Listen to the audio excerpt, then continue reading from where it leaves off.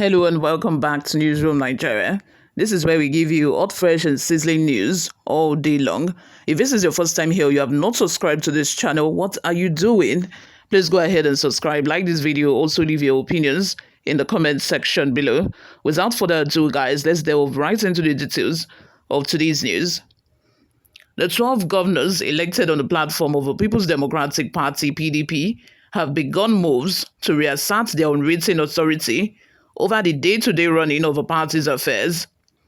This is crucial to the growing agitation by party stakeholders across board for the repositioning of the party in line with ongoing alignments and realignments in Nigeria's political space. Vanguard gathered in Abuja that after their first 2025 physical meeting in Asaba, the Delta State capital, on Friday, January 31st, 2025, the governors concluded that the PDP platform's interests would be better served when they take decisive action.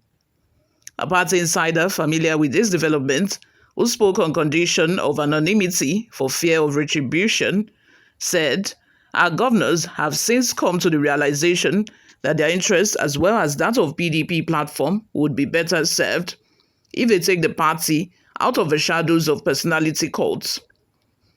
The governors were unanimous in their decision to salvage the party's brand from the damage done to it by years of internal strife and the schemings for control by former Vice President Atiku Abubakar and the Minister of the Federal Capital Territory FCT, Chief Wike.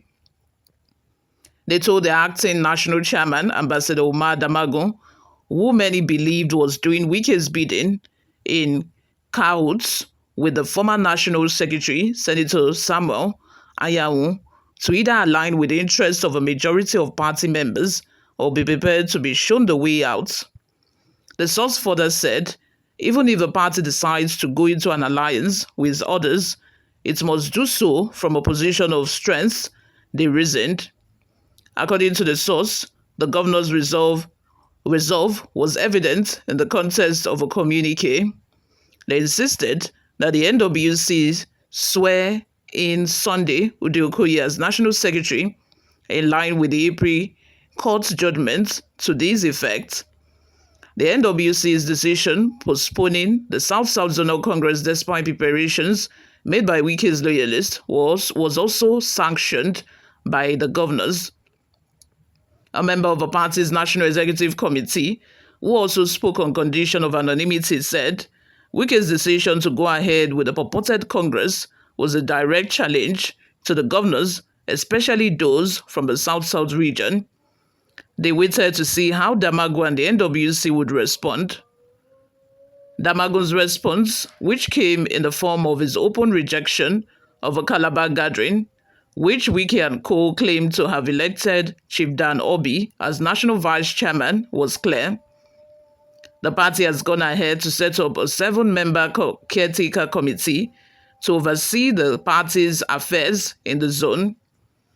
While inaugurating the South-South PDP Zonal Caretaker Committee on Thursday, Damagum said, "I want to use this opportunity to make it clear that as far as the PDP is concerned, no election has taken place in the South-South. The tenure of the Zonal Committee has expired and we still have a few weeks or about a month before conducting the zonal congresses. In the meantime, we found it necessary to set up this caretaker committee." Yes, Wike's influence in the PDP remains significant, despite his current role as Minister of the Federal Capital Territory in an APC-led government. As a former governor of Rivers State and a major force within the PDP's South-South structure, Wike's presence at the Calabar gathering generated significant interest. Wike's ability to navigate complex political terrains and maintain a firm grip on the region's political framework continues to make him a central figure in the South-South politics. He and his supporters are not likely to take the rejection of their Congress lightly, a party stewards familiar with the development said. Former National Publicity Secretary of the party, Kola Ologbondiyan, in an interview with Saturday Vanguard, said, "I believe that with a few steps so far taken by the NWC, one can sincerely hope that our party is on the track to recovery. The setting up of a caretaker committee to prepare ground for congresses to elect new zonal leaders and the South-South is a step in the right direction.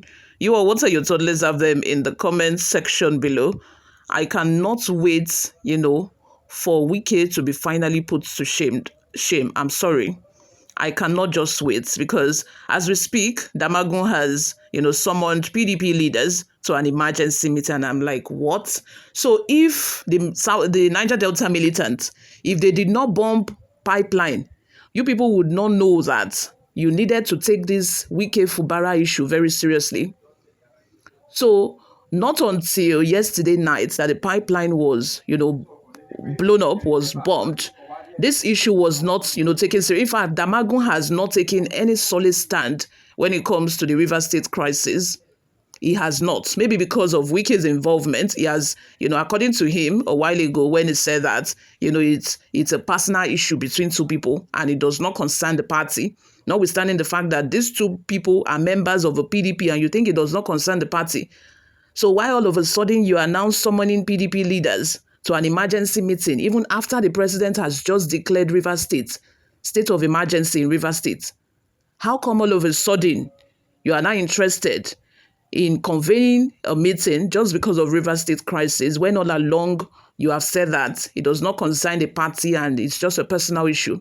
So this once personal issue has now turned to a national issue because even the president now is now involved because one way or the other is going to affect crude oil production, is going to affect NNPC, is going to affect Nigeria, one way or the other, which is why I think, Tinubu is just expediting all measures to make sure that this situation is curtailed because nobody wants a repeat of what happened during Yar'Adua's regime. With all of the efforts of Yar'Adua, it's like everything has just been dismantled in a single day. Everything has just, collapsed. Because if drastic steps are not taken and these people decide to put themselves together once again like they did back in Yar'Adua's decision, back in Yar'Adua's administration, pardon me guys, which means we are in for it. Which means we'll not only be contending with Boko Haram, we'll not only be contending with, what is it called? The IPOB people. They would also have militancy to contend with. Yo, let's have your thoughts and opinions in the comment section. I just hope that finally, PDP and Tinubu will do something about, Wike's matter in River State. Finally, something will be done about it. Yo, let's have your thoughts and opinions in the comment section. Thank you very much for always listening and watching, guys. I will see you all in my next video. Bye for now.